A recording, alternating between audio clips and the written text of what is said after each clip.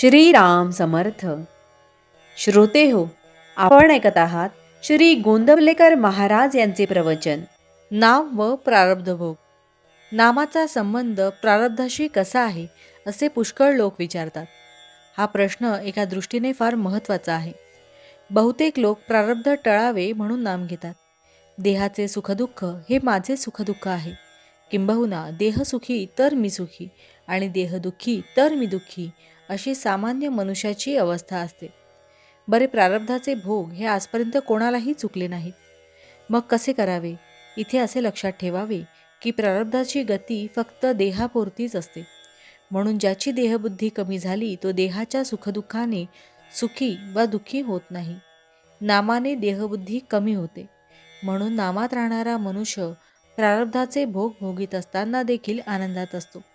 नामाच्या आनंदापुढे त्याला प्रारब्धाची किंमत राहत नाही. नामाचे सामर्थ्य फार विलक्षण आहे.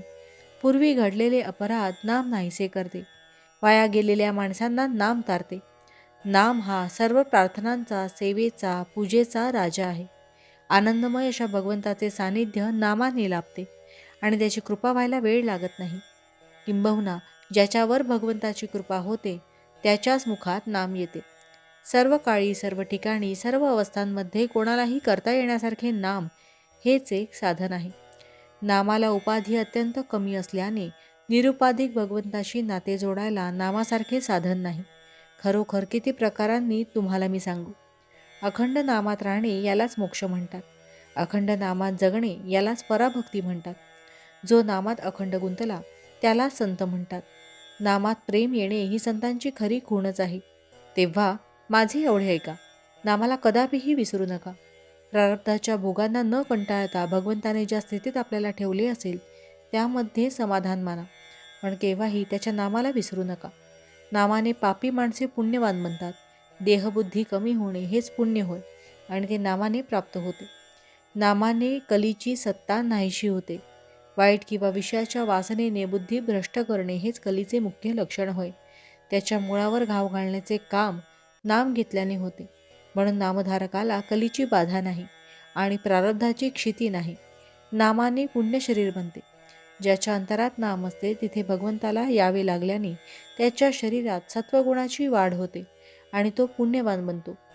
देह प्रारब्धावर टाकून आणि आपण त्याहून निराळे राहून जे होईल त्यात आनंद मानावा. भोग प्रारब्धाने येतात असे म्हणण्यापेक्षा ते भगवंताच्या इच्छेने येतात असे म्हटले की समाधान मिळेल. भावार्थ, भगवंताला स्मरून काम करीत असताना जे योग्य दिसेल ते त्याच्या इच्छेनेच आहे असे समजून काम करावे. जो असे करेल त्याला समाधान झालेच पाहिजे. जानकी जीवन स्मरण जय जय राम. महारुद्र हनुमान की जय. समर्थ रामदास स्वामी महाराज की जय. सब संतन की जय. श्री अनंत कोटी ब्रह्मांड नायक राजाधिराज सच्चिदानंद सद्गुरु श्री ब्रह्मचैतन्य महाराज की जय. जय जय रघुवीर समर्थ. आता आपण 13 वेळा नामस्मरण करूया. श्रीराम जय राम जय जय राम. श्रीराम जय राम जय जय राम. श्रीराम जय राम जय जय राम. श्रीराम जय राम जय जय राम.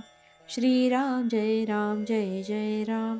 श्रीराम जय राम जय जय राम. श्रीराम जय राम जय जय राम. श्रीराम जय राम जय जय राम. श्रीराम जय राम जय जय राम. श्रीराम जय राम जय जय राम. श्रीराम जय राम जय जय राम. श्रीराम जय राम जय जय राम. श्रीराम जय राम जय जय राम. जय श्रीराम.